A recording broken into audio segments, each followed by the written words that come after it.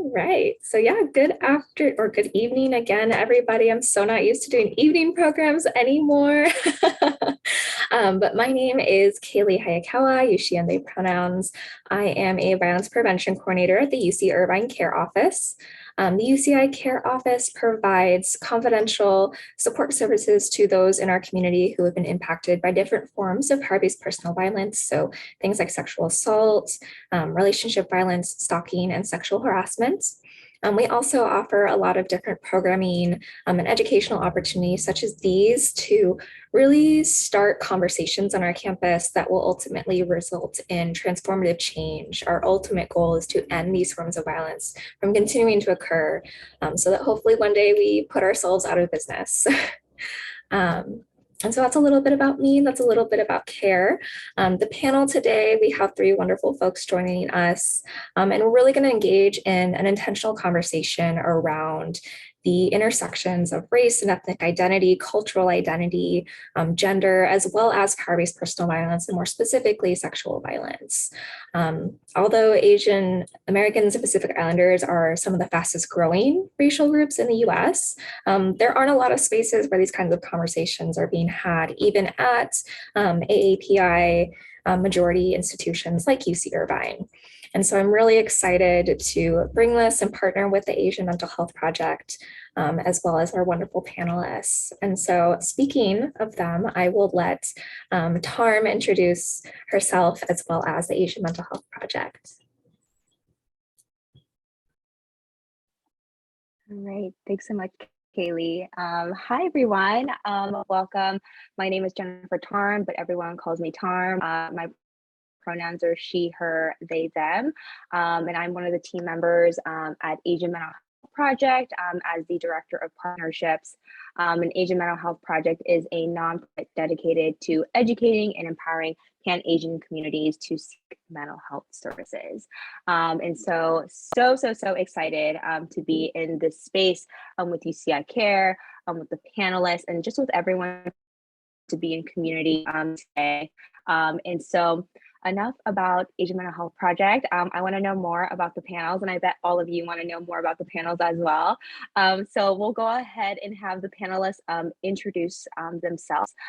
So yeah, Charlotte, do you mind if you go first, and then you can popcorn the next person? Yeah, sure. Can everyone hear me okay? Awesome, perfect. Good evening, everybody. My name is Charlotte Nguyen. I go by she and her pronouns. And I am a spiritual and transformational coach and a teacher of mindfulness meditation. I run a private practice here in LA and a healing community called Get Free, where I specialize in the healing and liberation of people of color. And it's just become, I think, my job, my craft, my joy, my purpose, my heart, my love to traverse the place of life spectrum that people are scared to go into, that are challenging to go through, and to walk with them hand in hand and help them move through it to the other side. And so naturally, a big part of the communities that I work with are survivors, women, and just supporting them in doing that inner work that's needed to get free so that they can make the divine contribution that they came here to be and create that more beautiful, more just world that their hearts know is possible. And what I love more than anything is helping people of color heal from oppression and cultivating a liberated life. I think my gift is in sharing powerful techniques to find liberation and really understanding how oppression affects your relationship with your body, right? And how you can harness your body's wisdom to reclaim what really matters to you at your core. How do we become the change we wish to see? And what does that look like from an embodied perspective? So I have a private mentorship where I work with a few clients every few months who really want to dive deep with me, as well as group programs and workshops, retreats. And I'm just here to serve those who are as obsessed as I am about liberation. I'm a survivor of many things. I don't look like what I've been through. I think most of us don't, right? I am a rape survivor. I was diagnosed with PTSD and anxiety when I was 12 years old. And I think just as a queer woman of color with mental illness and just coming from a poor working class background, just always feeling like the weight of multiple oppressions and not knowing if happiness would ever belong to me, let alone freedom, let alone liberation, right? And when I look back at my journey, the common denominator was always mentors, therapists, friends, elders, people who supported me and challenged me to see what they saw in me. And through their love, I was able to move through a lot of the misbeliefs I had adopted and reclaim my power and my sovereignty. So I just really see it as my responsibility and duty to pay it forward and be that empathetic witness for others. Yeah. I'll popcorn it over to Danielle. Cool. Thank you so much for having me here tonight. Good evening, everyone. Thank you so much for joining us. My name is Danielle Espinosa. I am a queer Filipina associate therapist and mental health counselor. So I specialize in working with second-generation Asian American young adults, as well as survivors of interpersonal violence, so domestic violence, sexual assault. My clinical research focuses on that intersection of Asian American female survivors, particularly with a concordant understanding of their experiences with racialized sexism. So knowing how Asian women tend to be oppressed based off of being hypersexualized, fetishized, how that impacts them when they experience interpersonal violence. Yeah, I think that pretty much sums it up. So I will popcorn it and send it over to Derek. Thank you, Danielle. Hi, everyone. My name is Derek Wu, and I am a sexual violence prevention coordinator specialist. I actually work over at the UCLA CARE office. And so Tarm had contacted me about doing this, and I'm really happy to be working with the Asian American Mental Health Project again. I started off in college studying Asian American studies, and I saw how theory and learning about Asian American studies really gave me explanation to the type of experiences that I had and the experiences that some of my friends were having. And how I got into this work really was kind of by accident. I am really passionate about theory and racial justice and intersectionality and critical race theory.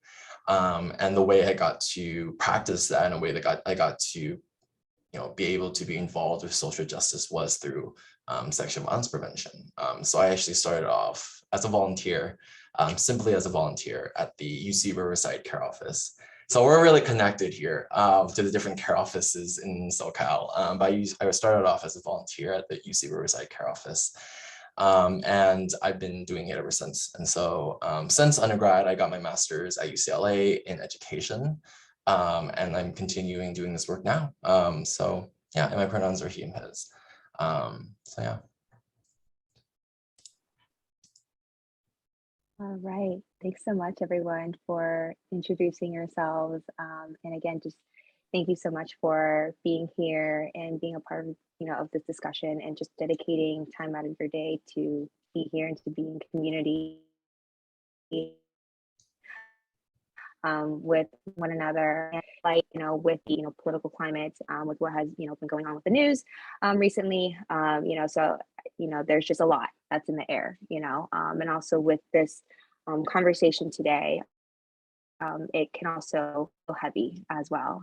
So for everyone who is here and who's present today, I encourage self-care, take whatever you need to feel safe, to feel comfortable, and to feel grounded.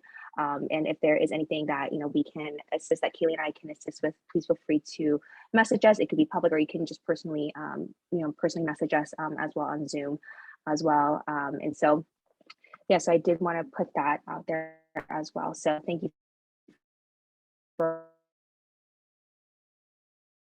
all being here to give us the questions for all the panelists. And so hopefully we're going to try to get through as many as we can. And so it's going to be kind of like a Q&A format. But for anyone in the audience today, if there is anything that you really resonate with or that you really love, like show our panelists like some love, like you can do reacts, like you can like vibes.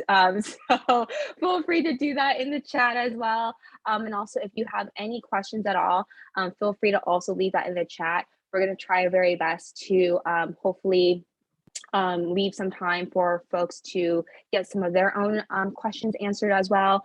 So yeah, we're going to try our best. But yeah, so why don't we go ahead and get started. So I know that with introductions, I know all the panelists kind of went into it a little bit already, but kind of just adding on, if there is anything else that you wanted to add on, you know, what brings you into this heart-led work that you're all a part of and that you all engage in?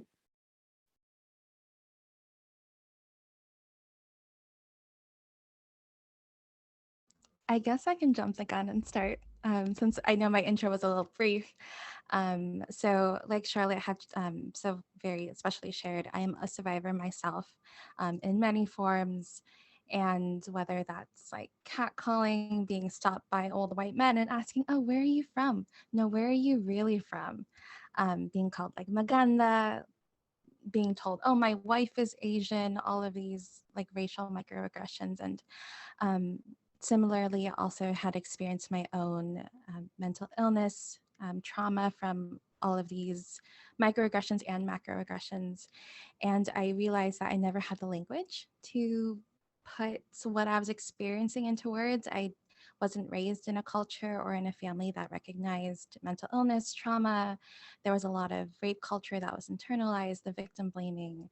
And so when I was exploring career options and wanted to enter the workforce, being able to use that compassion, that deepened compassion to empower survivors like myself, empower Asian Americans who were not given the language, were not given the resources to name their traumas and to seek culturally attuned mental health therapy. I wanted to be able to sort of be that vessel, be that conduit for yeah, that language and that empowerment and that healing.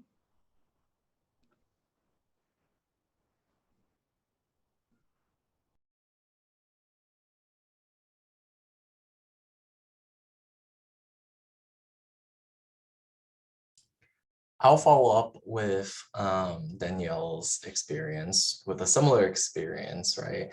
I loved working with students. I was part of a lot of different organizations in undergrad, and I just, one organization that I was specifically a part of was the Vietnamese Student Association.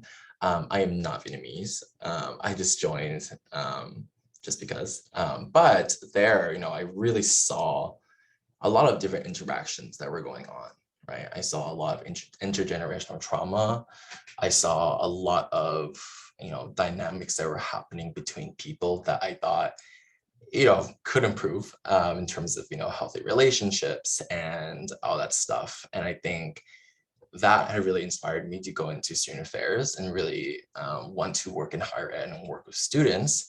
But at the same time, I also knew that I wanted to do something in terms of social justice and something that, you know, had that mattered. I didn't want to just do administrative work and send emails, which is fine, which is honestly most of my job most of the day. But you know, it does feel good when, you know, there are students who receive the care that they receive, or when a student, you know, understands, you know, a concept such as consent and healthy relationship within the presentation. That really kind of keeps me doing this work.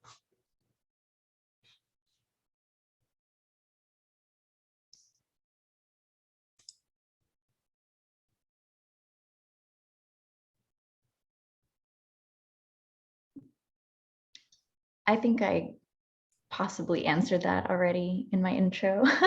So I'm ready to move on, unless someone wants me to elaborate, but I'm good. No. Oh, go ahead, Tarm. Yeah, no, no, thank you so much, everyone, for sharing just like your origins of this heart-led work. And I feel like, you know, what we can understand that I feel like, at least like in a lot of the conversations that, you know, I'm kind of surrounded by or that I hear, it's like we'll always say, oh, like doing the work, you know. And so sometimes I feel like what kind of gets lost in the conversation is like being led with like the heart.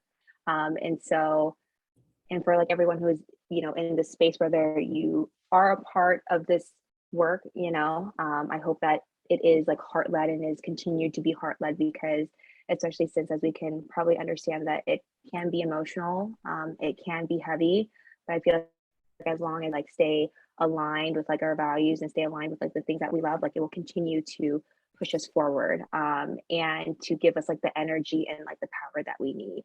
And I mean, what I love about just what you all shared so far is that, you know, you all, you know, whether it's experiences, personal experiences, or witnessing something, right? Being able to see that, hey, this is a problem and this isn't right. And so rather than feeling disempowered or staying stuck in like a state of like disempowerment, being able to really engage in this like type of activism, to really like channel this type of energy, to be able to like make change, and to be able to, again, like change, whether it's one person, to be able to change a community. So yes, just thank you so much for everyone for engaging in this heart-led work. Yeah, Kaylee, I'll go ahead and pass it off to you. And thank you, Tarm. And so we're going to transition into a few questions that are more rooted in that social justice framework that a lot of you were already mentioning and talking about, those systemic and intersectional oppression and issues that really heavily impact how Asian Americans interact with these systems that are meant to support them, right? And so, you know, acknowledging that the Asian American community is not a monolith and that we all hold different experiences and identities that help shape the way that we view the world and the way that we view this work, I want to present just a few questions relating to this. And so this first one is just, what barriers have you all noticed and seen throughout your work, throughout your personal experiences, to accessing resources and support that are designed for survivors?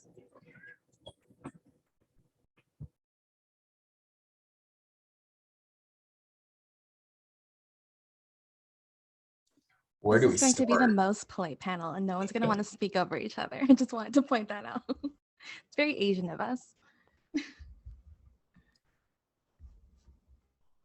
I think that Danielle, you should go first.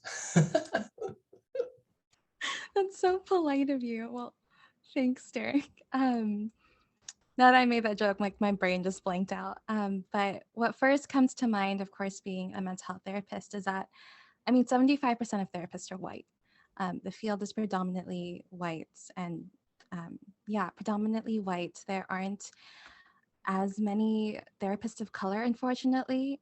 We are on the rise. Of course, we have like this community, we have Asian Mental Health Project, we have Asians for Mental Health, we have these directories that promote Asian therapists and create that accessibility, which is fantastic. But right now, we are in a culture where most therapists are white, and many therapists in general are not culturally trained.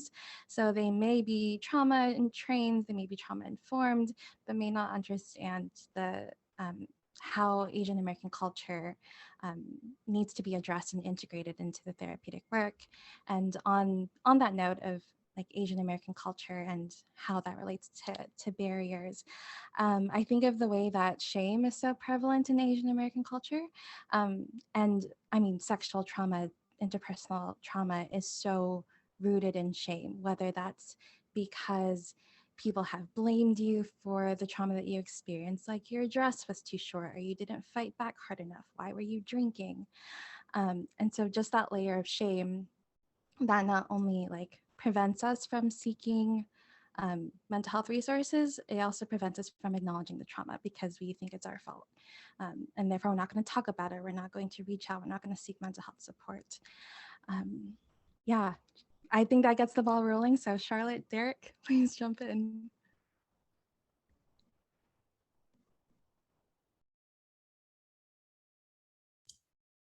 Okay, I can go. Well, I think Danielle really took the words out of my mouth. So when I think about barriers to accessing resources and support, I think about some of the macro barriers, right? And I think specifically, Kayla, you talked about how the AAPI community is kind of put into a monolith, right? And that puts a lot of problems on the plate, right? Which AAPI community is being represented in data, and which AAPI community is being represented in sexual violence data. When you look at the data that is currently present, there's a a really big interval of, what's the word for it? Basically, there's not a lot of surveys that are going out to the Asian American community because of several reasons. It's really expensive to do surveys for the AAPI community because there are so many different languages. There are so many different types of Asian people that it's really hard to actually get, or it takes a lot of money for government programs to actually get those surveys and get responses and accurate statistics about the Asian American community. And so I think that's definitely a barrier, is that, like, you know, the government simply just sees AAPI people as one monolith community, and it centers the experiences of Asian Americans who have more privilege, right? So Asian Americans that are more educated or speak English, right? And so it really leaves out and doesn't center the experiences of poor immigrant Asian people, or Asian people who don't speak English, or Asian people who are undocumented. And so just so I don't repeat Danielle's stuff, I think that's the kind of macro problems or issues when it comes to even not accessing resources and support, but even getting the money to create those resources and support in general. Yeah, I'm really inspired by what Derek and Danielle shared. And I think just to add to that, one of the barriers that I definitely notice is shame and also taboo around sex and sexuality, right? And I think one really important thing to recognize that we often don't recognize is that the taboo around sex and sexuality, whorephobia, homophobia, misogyny are not inherent to Asian cultures. No matter what, like, certain Western sources may have tried to tell you, many of our heritage and traditions are sex positive and queer inclusive. Numerous, you know, I come at things from a sort of spiritual perspective. Numerous Asian deities are glorified for their sexual liberation. Many Asian cultures have like ancient venerated sex positive traditions. There are well documented like sexual practices in Taoism, like Tantra in Hinduism, you know, Japanese erotic art, right?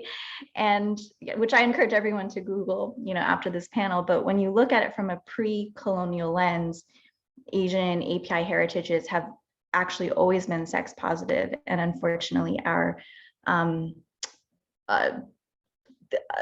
the sex education that we do have doesn't reflect that, right? The textbooks that I certainly had when I was in school didn't have people who like looked like me, right? And didn't even have, and you know, in my own like language, I don't even know how to say some, like a lot of sexual terms, right? Around boundaries and violence prevention and like terms that are really important to destigmatizing sex and sex education. And so that's probably the biggest thing that stands out to me, is the lack of that in Asian households and the need for that culturally competent sex education.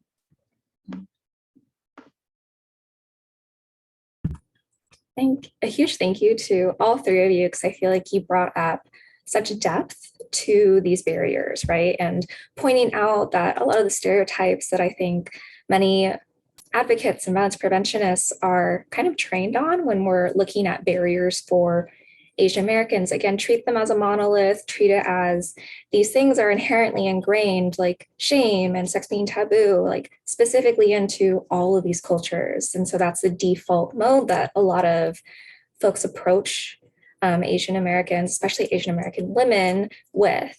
And so I think you all have done such a wonderful job of identifying like and sharing these big macro level things. Like a lot of therapists are white. How are you supposed to access resources or support that are in your language or are from someone who looks like you, which we know from research is so important for folks who are accessing support or seeking support? That our data is not reflective, right? How are we supposed to make evidence-based decisions and get support and funding for resources when we don't even have data that accurately reflects the needs of the different communities? And so these are all huge barriers. And thank you very much for bringing up all of these different perspectives, because I think these are things that are often left out of conversations. And I think you all kind of transitioned a little bit into this next question as well, which is, what do culturally relevant services and resources look like?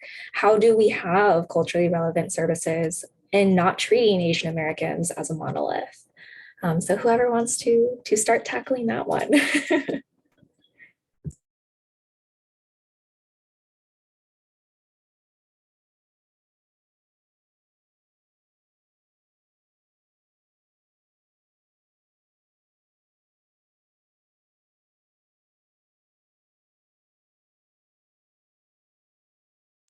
I think we feel bad for starting first. So I'm going to start first, and then I'll popcorn it over to Charlotte after. And I feel like a lot of these questions, I feel like for all of us, it's kind of like, I don't even know where to start. Like, there are so many different, barriers I think there are to kind of providing services for the AAPI community, right? I think, for example, like even just the language barrier, I know that at least in like Cantonese, I speak Cantonese, like the word for like mental health is also the word with that is kind of like basically like you're crazy. So those words are synonymous with each other, right? And even when like I have told my mom like, hey, like, there is therapy for Cantonese speakers, and she's like, oh, like that's fake, like it's not like it's gonna work or blah, blah, blah. And so I think there's a lot of different stigmas that comes with mental health. And so I think one thing that has been really helpful is kind of creating alternate forms of trauma-informed healing and alternate forms of healing that's not presented in a way that is about mental health, but ultimately is about mental health. So I know, for example, there's an organization in LA called CPAF, which is the Center for the Pacific Asian Family. I think everybody who is in this kind of work is familiar with CPAF, but they have a lot of different great programs that are, that are centered around Asian American experiences. And it is, yes, lots of love for CPAF, in fact. But for example, they have one, I think that's that is around like trauma-informed gardening, right? I think a lot of Asian people love gardening, especially older Asian people, right? So what is it? So it's talking to them and listening to them while gardening, right? At UCLA, we have a couple of trauma-informed alternate healing programs like trauma-informed yoga and art as healing. We call it art, get it? So there's a lot of different methods. I think you just have to be really creative about it. And if you think about it less as how do we deal with this group, right? And how do we deal with their issues and like their like barriers? I think it's easier to think of it as, how are we centering this group and how are we centering their experiences in order to, provide the care that we need. It's all about accessibility and coming as from a framework of, what do they have, what do they know? So yeah, and I'll popcorn over to Charlotte. Thanks, Derek. Yeah, I really share your experience, particularly around like older generations of Asian Americans and even like people within our generation sort of scoffing at healing, right? And healing modalities and mental health and wellness. And I always find that to be really interesting and ironic because so many healing modalities originated in Asian cultures, right? You mentioned yoga, meditation, mindfulness, acupuncture, herbalism, like all the things that are maybe associated with being like a white woman in Santa Monica, right? Like actually originated in our culture and in our heritage. We are practicing our culture when we practice physical wellness, sexual wellness. And I think to answer your question, Kaylee, in the context of like, culturally competent resources and responses to sexual violence, like for me, sex positivity is violence prevention. Like teaching consent, healthy relationships, learning what a clear yes and no feels like in your body, communicating personal boundaries, right, are all key to preventing and combating sexual abuse and violence. And so destigmatizing sex and sexuality in Asian communities and households, I think is really what's needed. And I think that culturally competent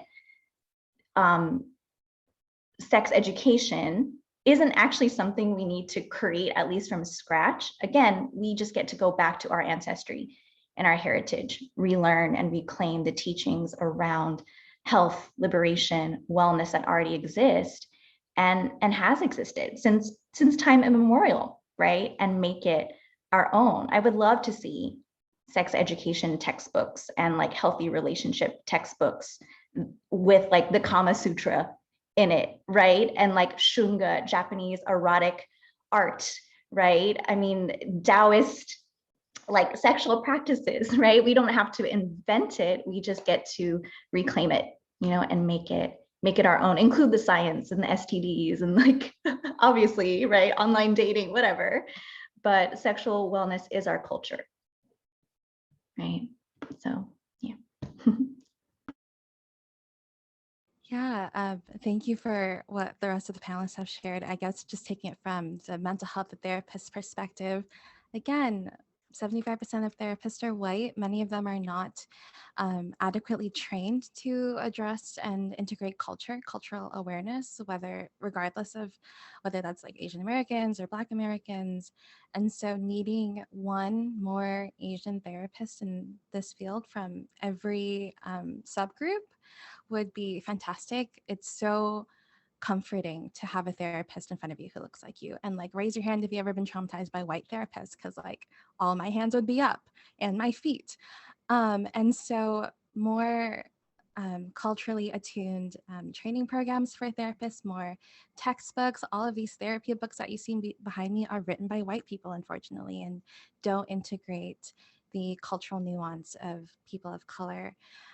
And so in terms of what culturally relevant services and resources look like, not only therapists from various backgrounds, but I feel like we're in the renaissance of new Asian American written books about mental illness. Like we just got Jenny Wang's Permission to Come Home, which I have here. I'm gonna be the book. Can I swear in this? I'm gonna be the book bitch tonight. So Permission to Come Home, fabulous book. What My Bones Know by Stephanie Fu, which is about complex PTSD, written by a Malaysian woman. It's out there, but I believe it needs to be amplified, and we need more accessibility for sure in order to acquire all these resources, to find Asian American therapists. They're out there, but unfortunately it does require some digging. It requires that extra work.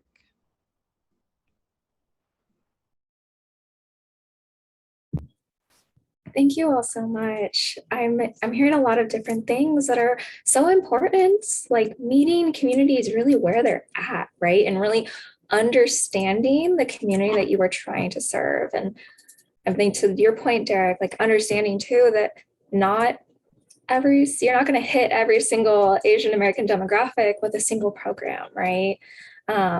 Because there are definitely some folks that love certain things and find certain things healing, and other cultures and folks from different backgrounds that are not going to, right?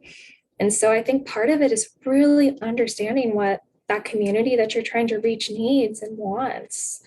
I'm also hearing too from Danielle and Charlotte that these things exist, right? Like we don't need to reinvent the wheel when it comes to putting together culturally relevant services for Asian Americans. These things have exist, especially we're looking at pre-colonial perspectives, and we're looking at, East Asia, South Asia, West Asia, all of it, right? From that pre-colonial perspective, what practices were there? What beliefs were there? How can we channel that in intentionally and honoring ways into the services that we're providing? And how do we uplift the work that is already being done by Asian Americans, right? Thank you for sharing those two books, Danielle, right? Like these are awesome things. Like add these to our healing libraries, make sure that these are accessible to folks who are going to resonate with them. Because even if we as an individual can't connect with that exact experience, there is absolutely literature and other professionals out there who can. Awesome. And so kind of continuing along this path a little bit, something that comes up a lot of times when we're talking about sexual violence is justice.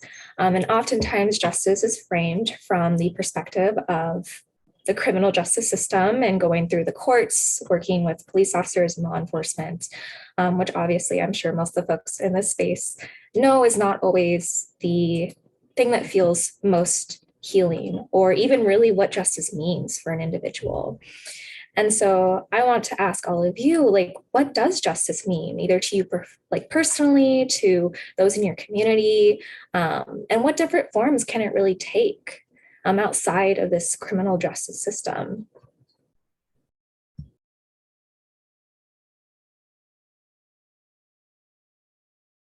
I think it's Charlotte's turn to start first, if I recall correctly.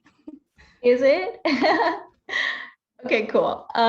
Yeah, what does justice look like outside of carceral systems? Yeah, I mean, just to kind of reiterate that and like affirm that and give power to that in a different way. First and foremost, we need to adopt solutions that are grounded in abolition and really reject any form of anti-Blackness and policing as a response to sexual violence.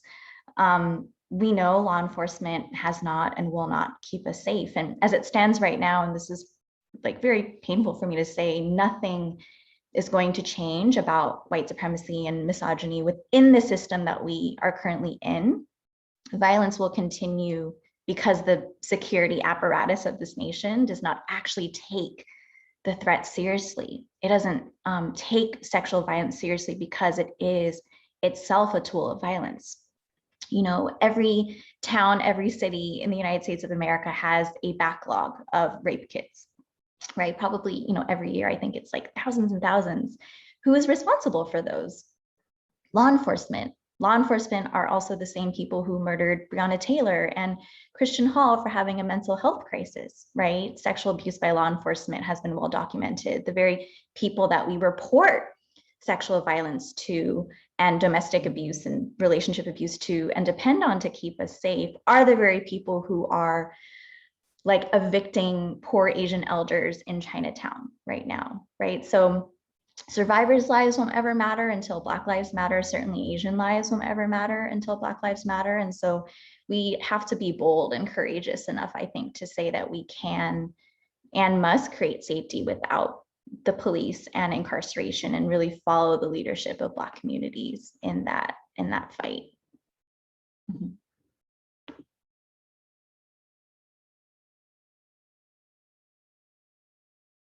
Okay, I'll go. Charlotte, that was such a great point, and you're totally right. You know, I think I feel like a lot of people's goals, and I think a lot of our goals, right, is to, you know, completely get rid of sexual violence and racism and white supremacy and anti-Blackness. But, you know, in reality, like, we can't. And if we look at a lot of research and a lot of theory, right, for example, Derek Bell calls it his theory of racial realism. And it's this idea that racism and forms of domination and, you know, anti-Blackness, racism, they're permanent, right? They're forever, right? But whenever we do have these wins, right, whether it's a win for reproductive rights, right, or a win for, you know, racial justice, it's okay to celebrate, and it's okay to think about what we've done so far and how, you know, we've, you know, been able to advance so far, even though we know that it will never be solved, right? I think in some way, like being able to shield yourself, right, with that moment of happiness is a form of self-care that allows you to continue going in this work that is never ending. And so in my like answer to, I think, this question of what does justice look like outside of carceral systems, I think it's restorative justice. I think that restorative justice is a really amazing framework to really look at a community healing framework and how we can heal from the community. I am not the expert in restorative justice, but if anybody would like to be an expert of restorative justice, The University of San Diego is one of the only universities like in California or like in the US that have a restorative justice program that is public to everyone, not just their students and their staff and faculty. I have linked it in the link below. So if you would like to learn more about restorative justice from an actual expert, I highly recommend you go there. I am not the expert, so I'm not going to elaborate on too much of it, but I do think that restorative justice is a really important tool in order to heal from the inside and not just, put people in jails and jail cells. So yeah. I almost regret going last because I don't know if I can add anything to the wonderful things that Charlotte and Derek have already said.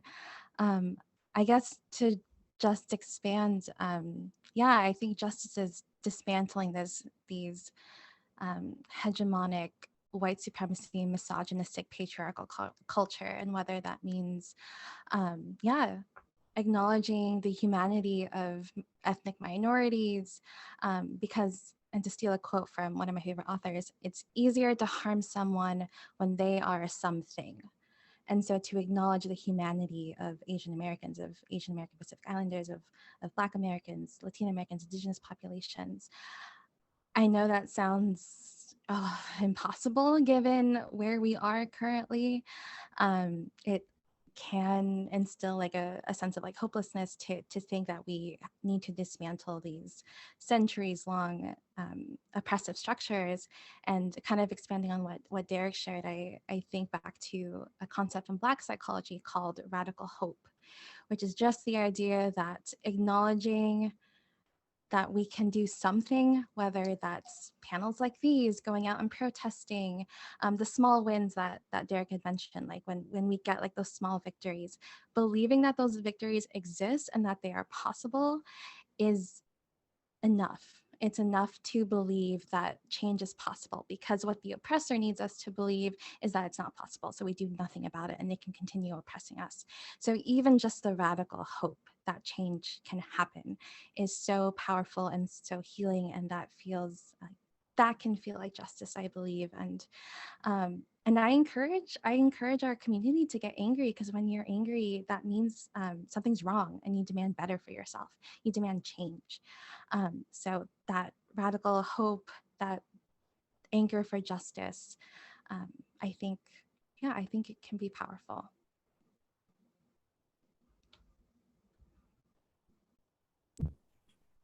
Thank you so much, everyone. And Danielle, what are you talking about having to go last? I feel like bringing in that piece of hope is so important, right? Because it can feel very defeating when we're looking at, okay, well, the answer is dismantling these huge structures of oppression that ultimately, as y'all were pointing out, don't serve any of us, right? These are perpetrators of violence themselves.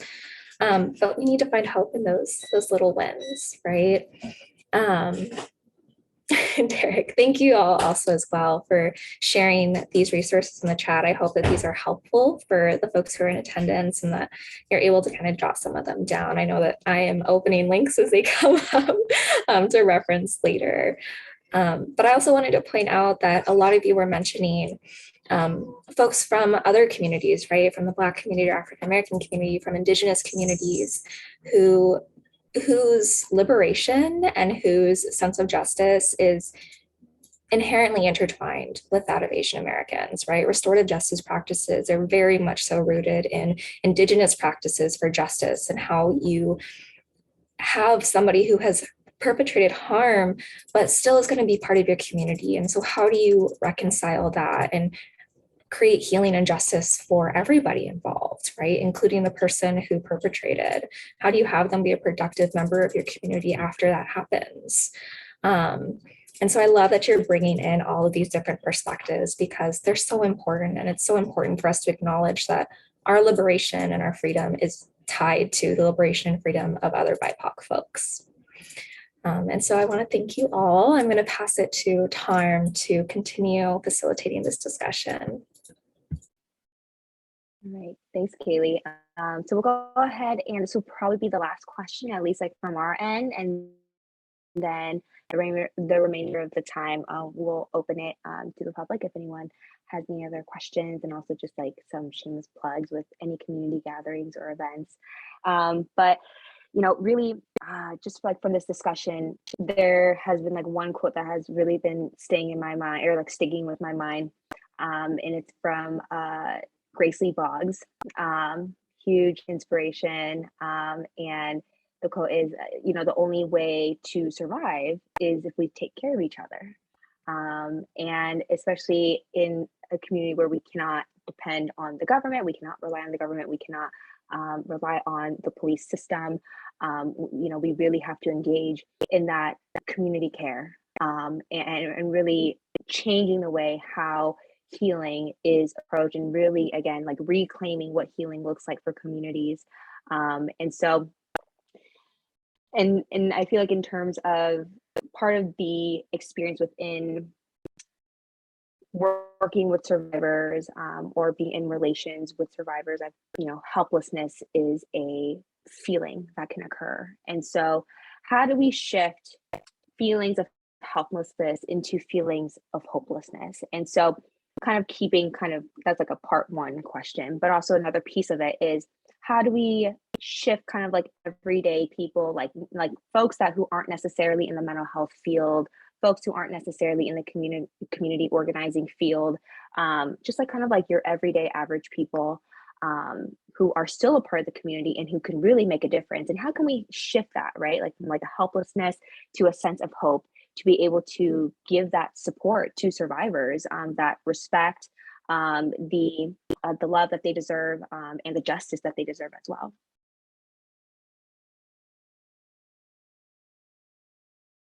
I think it's my turn to go first, so I will brave the field and try to tackle this very beautiful question. The first thing that comes to mind in terms of shifting helplessness to hopefulness is believing, and I think this specifically applies to like AAPI folks, is believing that your hurt and your trauma is real. I think too often we deny ourselves the reality of the hurts, whether that's what's happening in our community, like in the broader world, and also what's been done to ourselves. We tend to, because of like the model minority myth, we tend to believe that we don't have it that bad. This rise in anti-Asian hate is new. This has never happened before. This is not as bad as what other BIPOC people experience. And that's simply not true. And so validating that hurt and that fear and that anger for yourself, whether that's, broader like macro traumas, but also the traumas that you've experienced as a survivor, to know that it wasn't your fault, to know that not that bad is not real. If it was bad, it was bad. There is no oppression Olympics that we are playing here. If you're hurting, it's valid, and you deserve the support that you need, whether that's going to therapy, whether that's talking to a trusted friend about it, whether that's like doing group therapy or finding a support group, whatever that looks like, whatever you need, you deserve to seek that out. You deserve the support. And validating that experience for yourself. And in terms of the community, kind of related to that, and it's kind of what I said earlier, get angry. Know that the hurt and that gut feeling that you have, it's valid. If it feels wrong, it's wrong. You don't have to say, well, other ethnic minorities have it worse. What we are experiencing today as a community is awful. It's terrible, and it's rooted in centuries of systemic racism and colonization. So get angry, get educated, read some books, talk with community, attend panels such as these, watch Turning Red, watch documentaries, whatever it is. And know that, bless you, Tarm, and know that your anger, again, is demanding better for our community, and it's valid. Should I popcorn? Should I popcorn to Charlotte? Okay. Yeah, I can go. I was ready to go next. I was fired up by you, Danielle. Perfect.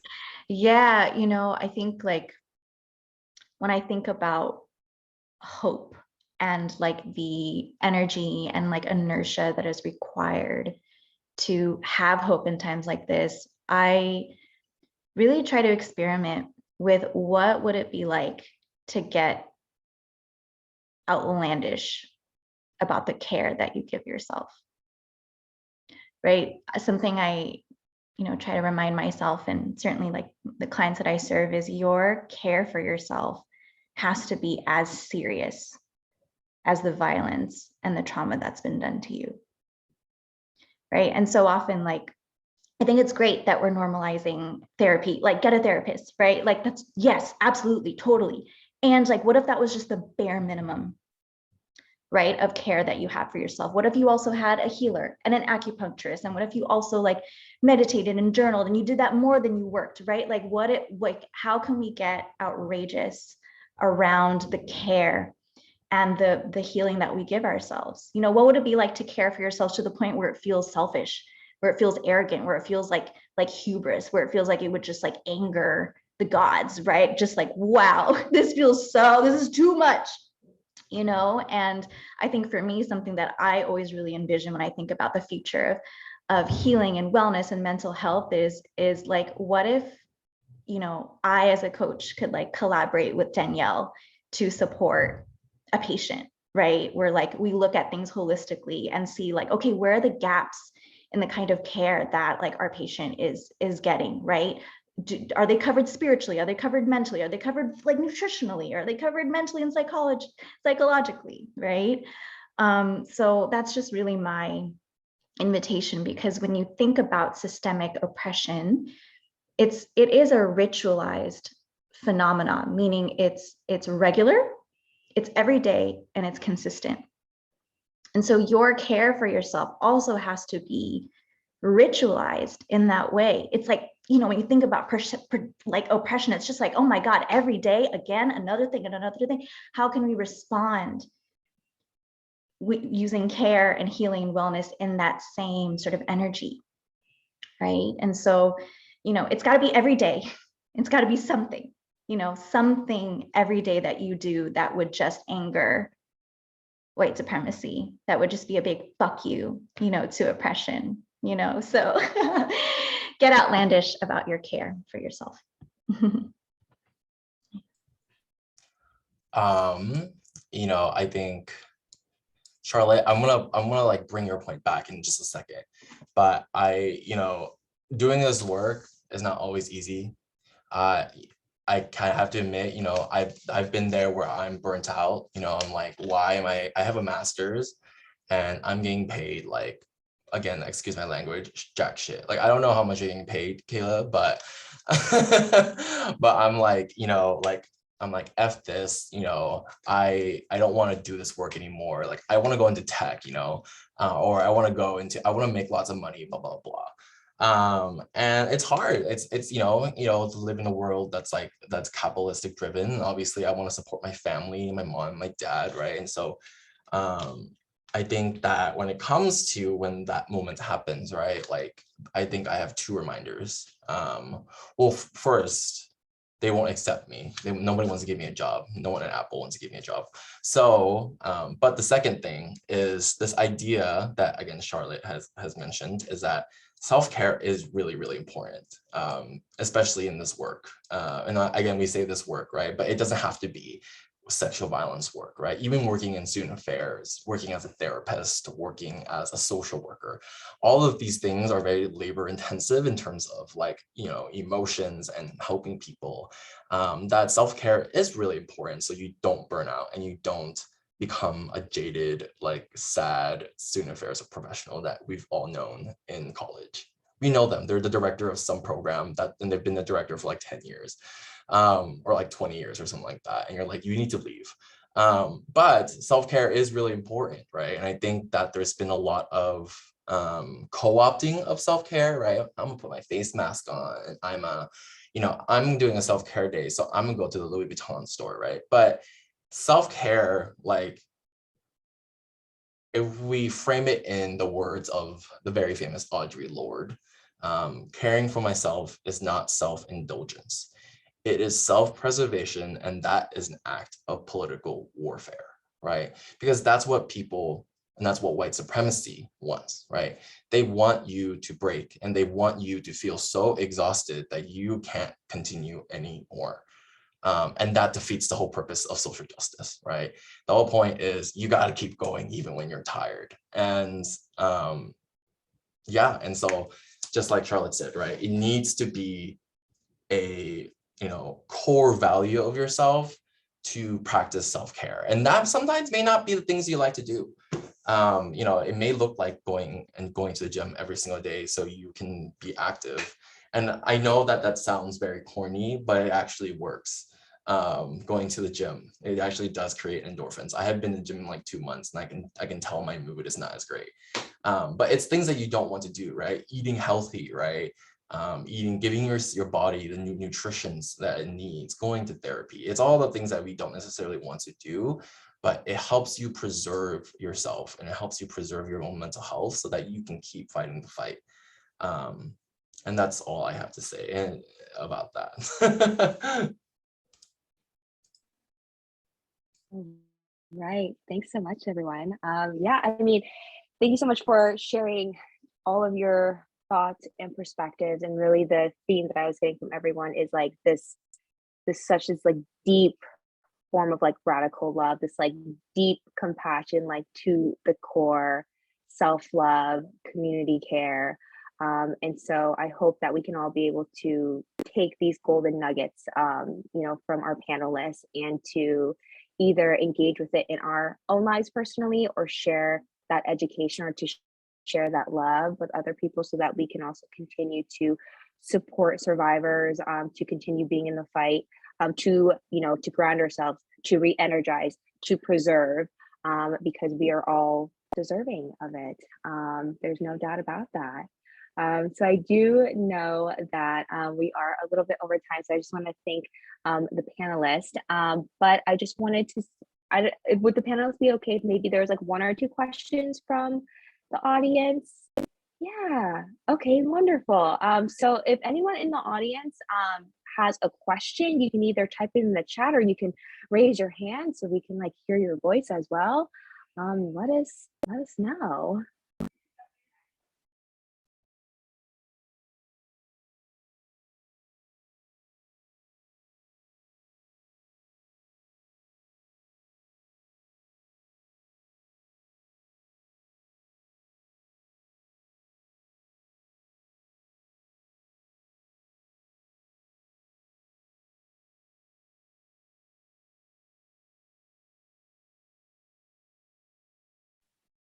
Well, while we are waiting and maybe questions are stewing, which is fine, I think we could maybe take this also as an opportunity for all of our panelists to, and even Kaylee as well, if anyone has any like shameless plugs or announcements that they wanted to share, like cool things that are going on in the community, maybe cool things that like you're referring as well, or maybe that you've been hearing about in the community as well.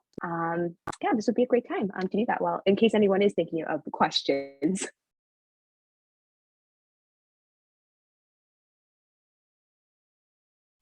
We do have a question. So we'll start off with that one first. So we have a question from Jessica. As you become more educated, you want white from first-gen migrants.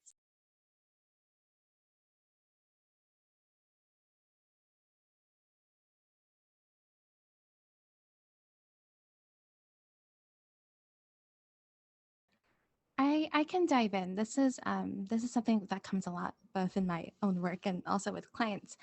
Yeah, it's hard sort of to grapple like, and I hope I'm assuming you're interpreting your question correctly. It's hard to grapple like second gen identity with like our first gen parents. Like my parents immigrated from the Philippines, gosh, when like they were younger than I am now, and I think about how as I learn more and as I become more like a culture, it's like predominant American culture, and sort of navigate like which cultures which cultural values I was raised with, there is sort of like a disconnect, and there is this internal process of like disorientation and confusion. But I think actually as I've become more educated, I've been able to value what my parents and what my grandparents and what my ancestors needed to survive that perhaps no longer serve me today. So while, they had immigrated and came from nothing and, really had to build their life from scratch. And so they adopted this mindset of like, you need to work hard, you need to be perfect. We have to like overcome all these like racist obstacles and pave our way coming from nothing. And so adopted this very like scarcity mindset and survival mentality. I can honor that. I can honor how those values serve them while still recognizing that it no longer serves me, and can have that boundary and that appreciation simultaneously. Yeah, if anyone else wanted to jump in. Sorry, I'm the person who asked the question. I hope you don't mind me talking more about my question. It's because I'm a grad student in a predominantly white medical field. And so a lot of the times you see a lot of like pop psychology, which has like a lot of deep roots in Western ideology kind of forced upon the students. Not really forced, I mean, it's already taught, but it's more feels like a disconnection, in my opinion, from people or from individuals who didn't have that background, most importantly, like from communities that don't have that background at all, which I think creates more of a cultural barrier in terms of, because a lot of the times people think, oh, because you have education, so you're kind of better. But when there actually is like a lack of imagination, like what Derek said, and this of how you can create better quality of care for diverse communities. Like I also speak Cantonese, so like when Derek was talking about like, yeah, there's no such thing, like it's not that there's no such thing, there's words, they're recent, but like if we're talking about mental health, it's like not just synonymous with crazy or anything, it's like synonymous with something that's like there's something wrong in your brain, like it's like circuits that are misfiring, like broken circuits, like you're broken. So I do appreciate how he mentioned that we do need to have more imaginative ways to approach people who don't really like that mental health never existed in their community in the first place, and how we can be more imaginative with our mental health like practices, especially where like Charlotte's is very nice because spirituality is a very good thing, especially that's not very explored upon in like Western medical field, and how we could be more holistic with it. So yeah, that's it. Thank you, Jessica, for calling me out. My Cantonese is not that great. I know I'm pretty good, but it's all conversational and I never went to school. I only know it like from talking to my parents. So there probably are real words for mental health, but I think we're both thinking of the same word. That's like sunken bang, which basically means like, I don't even know what it means. I think I was thinking about cheesing. Well, cheesing is different, I feel like. But anyways. That's what I hear often. So my Cantonese is not as good, but I always hear cheesing. But then Bing maybe. Wait, that's Mandarin. I always get them confused. Yeah. So anyways, yeah. Anyways, just yeah. But thank you for calling me out. I appreciate it. No, I feel called out too. If there's time, I can add like a short just response to that. Jessica, I really appreciate you elaborating on that. And I think it kind of ties into Dina's question in the chat around like, how do we just make self-care healing more accessible to, the communities that we come from and are part of, right? And, something that I'm hearing a lot in these questions and something that I definitely experience personally and hear a lot in my practice is this like longing that we have to like want to free and like heal the generations that came before us, right? Like we're exposed to all these modalities, mental health is becoming normalized, and like we want that so much for, the people in our lives. And I think as a healing practitioner, and I'm sure like the therapists in this group can affirm, we actually can't force anybody to heal anything, right? It's actually a big part of like consent, it's like we can't make anybody do anything. The best thing that we can do is a model and to be the invitation, right? For me and my parents, we've never actually had a conversation around mental health and like go see a therapist. I just do my best to show up as like the healed and whole person that I am, like show up in my joy, show up in my abundance. Like I call them after therapy when I'm feeling good, right? And hopefully through my modeling of me resting and taking care of myself, they get the permission slip to do the same. Right? Sometimes I invite my parents to go with me on vacation or go on a nature walk, or like, hey, my acupuncturist is like accepting client. Like, do you want to come? Like just being the invitation. And they still say no, right? But my hope is that one day through the modeling, they'll receive the invitation, right? They'll receive the love. You know, you can't force anyone, but you can model and be the invitation. That's just my warm encouragement. Yeah, and going off of Charlotte, you really can't force anyone to heal. And that's a really big part of like empowerment, right?